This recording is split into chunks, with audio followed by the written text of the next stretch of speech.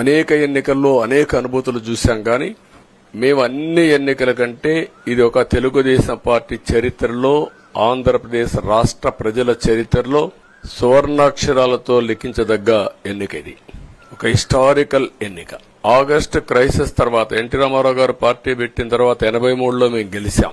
అప్పుడు 200 సీట్లు వచ్చాయి. కొత్తగా పార్టీ పెడతానే ఎన్నికలకు వెళ్లి 9 నెలలు అధికారంలోకి వస్తే 200 సీట్లు వచ్చాయి. 94లో మీరు ఒక్కసారి చూస్తే ప్రజా వ్యతిరేకం వల్ల 3 ముఖ్యమంత్రులు మారడం వల్ల ఆ రోజు మీరు ఎన్నికలు చూస్తే దగ్గర అపోజిషన్ పార్టీకి రిక్వైర్డ్ నెంబర్ అంటే అపోజిషన్ లీడర్గా వచ్చే స్టేటస్ రాకుండా వచ్చాయి. అవన్నిటిని వర్పించే విధంగా ఈసారి ఊహించని విధంగా వచ్చింది. అంటే దానికి కారణాలు నేను ఎక్కువ చెప్పక్కర్లేదు, అనుభవించిన ప్రజలకే అర్థమవుతుంది.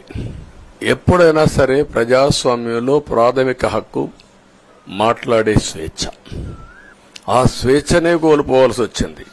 అదే కాదు, బ్రతికే స్వేచ్ఛ, ఆస్తులు పెట్టుకునే స్వేచ్ఛ, ఇవన్నీ కోల్పోయే పరిస్థితి వచ్చింది. అందుకే మీరు చూస్తే మొన్న ఎలక్షన్ లో సరే ఏ విధంగా మేమందరం కలిశాం అవన్నీ మాకంటే ముందు మీకే తెలుసు. కలిసినప్పుడు ఎవ్రీ ఈవెంట్ ఇవి వేదిక నుంచే ప్రారంభించాం.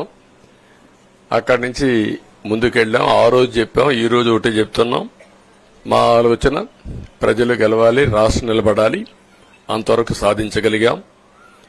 55.38% ఓట్లు పడ్డాయి. దీంట్లో తెలుగుదేశానికి 45.60% పడ్డాయి. వైసీపీకి 39.37% పడ్డాయి. ఇది ఊహించినటువంటి ఒక్కొక్కసారి 95,000 మెజారిటీ. ఒకప్పుడు నేను చార్మినార్ ఎగ్జాంపుల్ చెప్పేవాడిని. చార్మినార్ అంటే అక్కడ ఎంఐఎం కంచుకోట, అక్కడ ఎప్పుడు ఎక్కువ ఓట్లు వచ్చేటివి.